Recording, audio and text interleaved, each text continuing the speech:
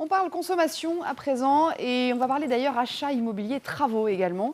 Si vous avez l'intention de faire des travaux, restez avec nous parce qu'on a un expert, Jean Didier, qui est sur ce plateau de Maisons et Travaux et qui va répondre à vos questions que vous nous avez posées sur Facebook, donc on s'en parle tout à l'heure.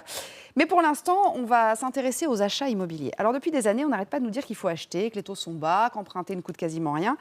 Mais évidemment, ce n'est pas si facile de franchir le pas quand on ne l'a jamais fait. Alors, mes deux invités vont peut-être vous y aider. Sandrine Alonier, bonjour. Bonjour. Vous êtes porte-parole du courtier vousfinancier.com. Donc, on peut parler des taux d'intérêt ensemble. Vous êtes répartis sur toute la France et vous connaissez très, très bien le dossier. Et Jean-François Buet, vous êtes président de la FNAIM, la Fédération nationale de l'immobilier. Bonjour à vous. Alors, avant de vous donner tous les bons conseils de mes invités, un petit point sur ceux pour qui la période est la plus intéressante. Ce sont donc ceux qu'on appelle les primo-accédants, ces gens qui achètent pour la première fois. C'est Valentine Patry qui est allée rencontrer certains d'entre eux. Ils en rêvaient, ils sont aujourd'hui propriétaires. Cette maison de 140 mètres carrés est le premier achat de ce couple nantais. Un investissement facilité par un prêt à taux zéro qui finance un tiers de leurs biens. Le reste vient d'un crédit à 1,4%. On aura notre entrée qui sera au milieu en fait, avec le dressing et la salle de bain. Ça nous a permis de nous lancer avec un minimum de risque, puisque l'effort d'emprunt actuel n'est pas beaucoup plus élevé que notre loyer de notre appartement dans lequel on est un peu à l'étroit aujourd'hui. Les taux de crédits immobiliers sont historiquement bas. En 15 ans, ils sont passés en moyenne de 5,62% à seulement 1,55%. Résultat, les ventes explosent, la compétition entre les banques s'intensifie et les grands gagnants, ce sont les primo-accédants au budget serré. C'est le cas de Natacha qui vient d'acheter cette maison en Normandie. Avec son salaire de 1 500 € par mois, elle ne pensait jamais accéder à la propriété, mais un crédit sur 20 ans à 1,8% l'a convaincue. Là, la banque m'a un peu poussée en me disant les prêts sont très bas. Et en effet, là, on a sauté le pas. On a vu les taux, on a un peu d'apport personnel et là, c'était réalisable. Donc, on a acheté. Là, c'était le moment d'acheter. Cet afflux de nouveaux acquéreurs ne fait pourtant pas particulièrement augmenter le prix du marché. Les prix restent très sages. Tout simplement parce qu'on est resté dans un marché, nous qualifions un marché d'acquéreurs.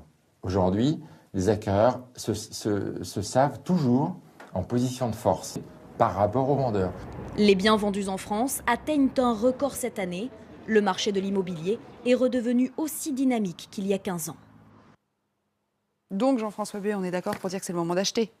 Écoutez, oui, tous les voyants sont quand même au vert. Ça vaut le coup. On voit que les prix sont stables, oui. Ils ne sont pas enflammés, il n'y a pas de période inflationniste sur les prix, ni spéculative.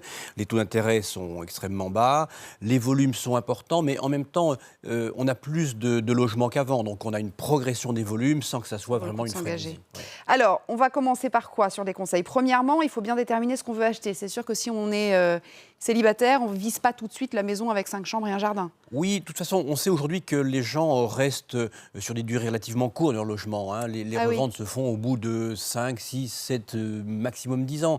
Donc on peut emprunter sur 18 ans, mais on sait qu'au bout de 7 ans, on va changer. Donc le seul frein à l'acquisition, c'est quand même les droits d'enregistrement, puisqu'on est le pays d'Europe où les droits d'enregistrement sont les plus élevés. C'est combien d'ailleurs ? C'est en moyenne entre 7 et 8%. Oui, donc c'est quand même pas mal.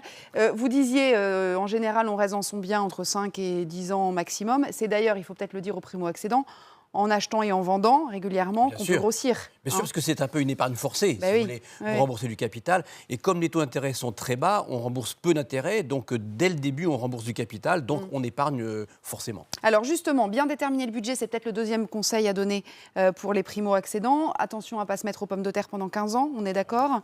On essaye d'avoir un budget un petit peu raisonnable. Il faut faire attention aux coûts de fonctionnement du logement, c'est-à-dire les charges, la taxe d'habitation, les taxes foncières. Parce que je rappelle quand même que sur les 10 dernières années, même si le SMIC a augmenté de 19% et que les loyers ont augmenté un peu moins, les taxes foncières, elles ont augmenté de 51%. Et puis quand on est propriétaire, on a quand même effectivement des toitures à réparer, ce genre de choses. Sandrine Alonier, quelle proportion du revenu à peu près on peut consacrer à un achat, par exemple, à un remboursement ? Alors théoriquement, la banque acceptera de vous prêter si vous pouvez rembourser 33% à peu près, une mensualité qui correspond à un tiers de vos revenus. Si vous gagnez par exemple 3 000 € par mois à deux, vous pourrez consacrer 1 000 € par mois au remboursement de votre prêt et du coup sur 20 ans... Assurance comprise. Assurance comprise, et du coup sur 20 ans, vous pourrez emprunter à peu près 200 000 €. Donc il faut partir de cette enveloppe de base, cette capacité d'emprunt, à laquelle on va rajouter votre apport, déduire les frais de notaire, et c'est comme ça qu'on saura le bien que vous pouvez viser. Et puis ça dépend aussi de votre mode de vie, parce que si vous êtes quelqu'un qui part beaucoup en vacances, par exemple, il faut peut-être essayer peut-être d'emprunter un peu moins que 30%, pour pouvoir garder un peu son niveau de vie. Mais c'est vrai qu'on a toujours tendance à vouloir viser un bien qui est un peu mieux que ce qu'on peut s'offrir. On veut la terrasse, on veut le dernier étage, on veut la piscine. Mais c'est vrai qu'il faut penser ensuite à l'après. Par contre, ce qui est très bien, c'est que les banques ont mis au point des prêts spécifiques qui s'appellent des prêts modulables. Quasiment toutes les banques le font maintenant. C'est-à-dire que pendant la durée de votre prêt, vous pouvez diminuer la mensualité ou l'augmenter un petit peu si vous avez des rentrées d'argent. Vous pouvez également suspendre votre prêt pendant 2 mois pendant l'été si vous voulez partir en vacances. Donc il y a aujourd'hui des facilités. Les prêts peuvent beaucoup plus s'adapter à la vie qu'on peut avoir maintenant. Alors justement, le troisième conseil, c'est bien sûr d'aller voir les banques et de les mettre en concurrence. Alors on met en concurrence peut-être les enseignes et puis ensuite les agences entre elles peut-être. Oui, en fait, on peut penser que comme les taux sont très bas, tous les taux sont bas pour tout le monde. Non, ce n'est pas le cas. Parce qu'on a des banques qui vont être un peu plus haut de gamme et qui vont viser les CSP+, d'autres banques qui vont plutôt viser les primo-accédants et leur faire des offres spécifiques avec des prêts à taux zéro ou une ligne de prêt de 10 000 € pour faire des travaux. Donc voilà, aujourd'hui, il faut vraiment faire le tour des banques parce que certaines vont offrir des taux, par exemple, qui vont aller jusqu'à 0,90% sur 20 ans, alors que d'autres, on va être encore à 1,90.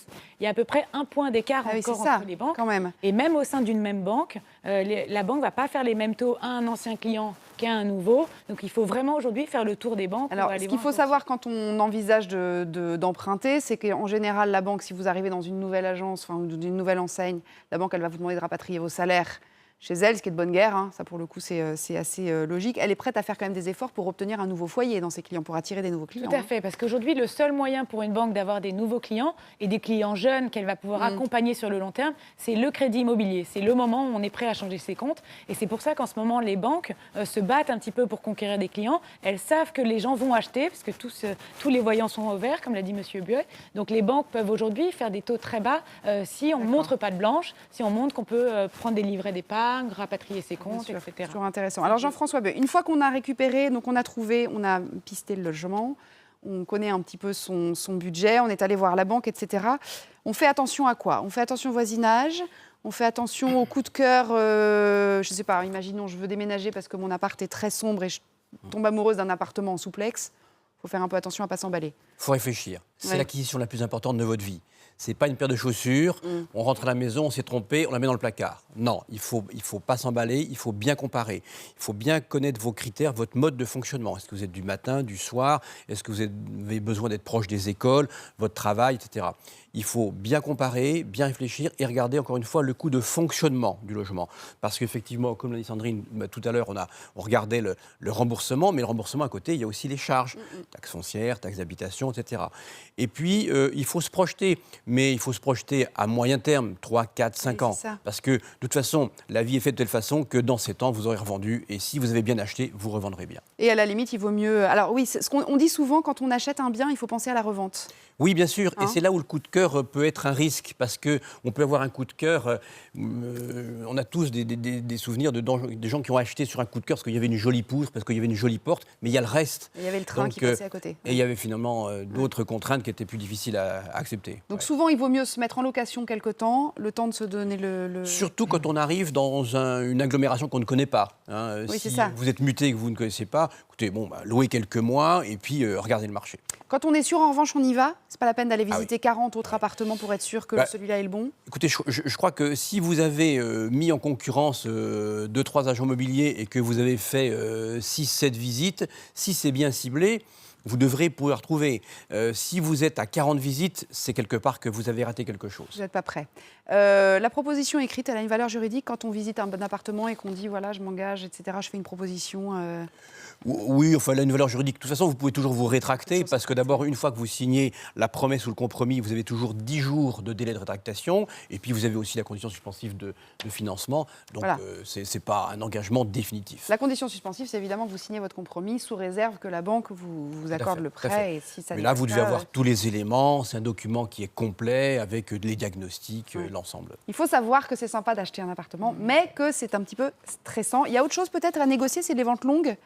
Ça arrive souvent, ça permet de finir l'année scolaire ou ça permet d'avoir le temps de se retourner un peu? Oui, alors on peut négocier effectivement, en dehors du prix, on peut négocier la durée, ce qu'on appelle la prise de jouissance, c'est-à-dire qu'on peut différer la prise de jouissance. Il faut penser aussi à négocier les éléments qui sont dans la maison, dans l'appartement. C'est-à-dire les faire sortir du compromis. Des éléments extérieurs, les meubles de cuisine, les rideaux si on les veut, et puis éventuellement les faire sortir du compromis pour ne pas payer les droits sur ces éléments qui sont des éléments meublants.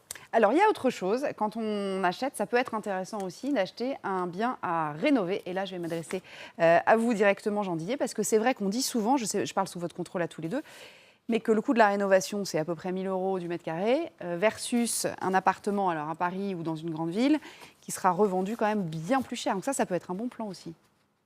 Oui, tout à fait. Ça dépend des villes. Non, oui, ça dépend des villes, mais c'est-à-dire que si on n'est pas fermé aux travaux, bien sûr. Ça peut être super intéressant d'acheter un bien à rénover. On peut le valoriser effectivement avec plein de matériaux aujourd'hui très innovants. Enfin, voilà. En tout cas, c'est un bon investissement. Il ne faut pas hésiter. Alors, vous êtes rédacteur en chef du magazine Maisons et Travaux. Et donc, on vous a invité parce que vous savez, tous les mercredis, nos internautes nous posent des questions. Et cette semaine, on leur a proposé de poser des questions sur les travaux, justement. Si on veut faire de gros travaux ou si on veut améliorer l'existant, on ne fait pas ce qu'on veut. Déjà, il y a des différences entre la déclaration de travaux et le permis de construire. Effectivement, oui. À l'intérieur, est-ce qu'on fait ce qu'on veut si c'est que de la déco à l'intérieur, d'ailleurs ? Oui, tout à fait. Oui, on peut, tout à fait. On y reviendra. Il y a plein de questions justement qui portent sur la déclaration préalable. Ouais. Alors, on va commencer avec la première question, qui est une question de Johanna. Je vais refaire ma façade. Un ami m'a dit qu'il fallait une autorisation départementale. Est-ce que c'est vrai ? Alors, jusqu'en 2014, il fallait une déclaration préalable. Et le législateur a considéré que, en fait, les ravalements de façade, ça permettait de revenir à l'état initial de la bâtisse. Donc, il n'y a plus besoin de travaux de ravalement de façade, sauf quand c'est en secteur sauvegardé ou protégé, ou quand le plan local d'urbanisme de la commune exige en tout cas une déclaration préalable. Mais sous condition de refaire la même chose que ce qui existait avant. Exactement. Si faire un bardage en bois, en revanche... Exactement. Ça, c'est très important, c'est revenir à l'état initial de la bâtisse. Oui, d'accord. Alors, Claudine nous demande comment changer une chaudière à fioul pour une chaudière à pellets. Alors déjà, c'est une bonne démarche parce que les chaudières à fioul sont quand même très polluantes. Elles dégagent beaucoup de CO2. Les chaudières à pellets, c'est les granulés bois, en fait. Ah, d'accord. Voilà. Et voilà, donc c'est quand même un équipement qui est moins polluant.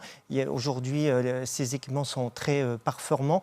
Écoutez, il n'y a pas trop de travaux, en fait. Il faut se raccorder donc au chauffage central. Enfin, il faut disposer d'un circuit de chauffage central donc avec un circuit haute température. Et après, voilà, on peut bénéficier également d'aide donc pour ce genre d'équipement, mais il faut faire appel quand même à un installateur pour l'installation. Soi-même, hein, c'est quand même. Mais sachez qu'il y a des aides. Hein. Les aides à la rénovation, c'est très important, notamment le crédit d'impôt, 30%, la TVA à 5,5 pour l'installation et le crédit à taux zéro. Ça marche comment d'ailleurs le crédit d'impôt? Il faut faire appel évidemment à un installateur agréé, il faut faire appel à la même personne, enfin il faut l'acheter chez la personne qui va vous installer. Il faut faire appel à un installateur qui est labellisé RGE, reconnu garant de l'environnement. D'accord. Donc c'est un installateur qui a toutes les qualités justement et qui pourra conseiller la personne dans tout ce qui est économie d'énergie. D'accord. Alors Muriel nous pose une question. La chambre de mon fils est très sombre. Je voudrais installer une fenêtre type Velux. Faut-il une autorisation ? Alors, bien sûr, il faut une déclaration préalable de travaux, c'est-à-dire que la déclaration préalable de travaux, c'est une autorisation qui est nécessaire pour des travaux de faible importance et qui modifie l'aspect extérieur du bâtiment. Quand on installe une fenêtre, donc, il faut une déclaration préalable de travaux. Concrètement, c'est quoi une déclaration préalable de travaux ? Il faut aller à la mairie ? En fait, c'est une autorisation, une démarche assez simple. On peut le faire directement sur son site internet. Il faut taper service-public.fr, vous tapez déclaration préalable. Et donc là, vous téléchargez la déclaration, vous la remplissez. Ça demande le temps de la remplir, le temps que ça soit donc instruit par la mairie. Il faut attendre environ 1 mois. Et voilà, tout est donc. Et ensuite, la mairie donne ou non son autorisation. Voilà, vous pouvez l'envoyer directement, vous tapez le code postal, et donc tout est expliqué pour savoir comment on l'a fait parvenir. Et là, on n'a pas besoin de l'afficher à l'extérieur, de faire une publicité. Non, ce n'est pas un permis de construire. Etc. C'est pas la même chose. D'accord. Alors, Aurore a une question. Elle fait construire un appartement. Elle dit que le promoteur réclame 350 € pour une étude. Il veut mettre en place une douche, ça coûterait 560 €, 520 € pour un robinet de machine à laver, 1010 € pour un robinet sur la terrasse. Elle demande si c'est normal.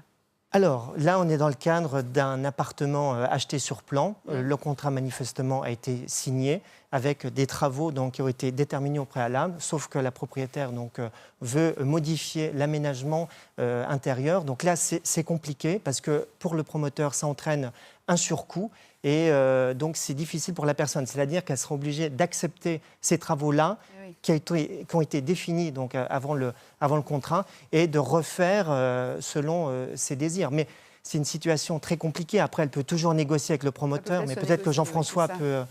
C'est très compliqué. On peut négocier avec le promoteur. Oui, c'est ce que disait Didier. C'est-à-dire que si le contrat de réservation est déjà signé, la négociation devient compliquée parce qu'elle a signé un plan avec un descriptif. Puis finalement, elle veut changer le descriptif et le plan.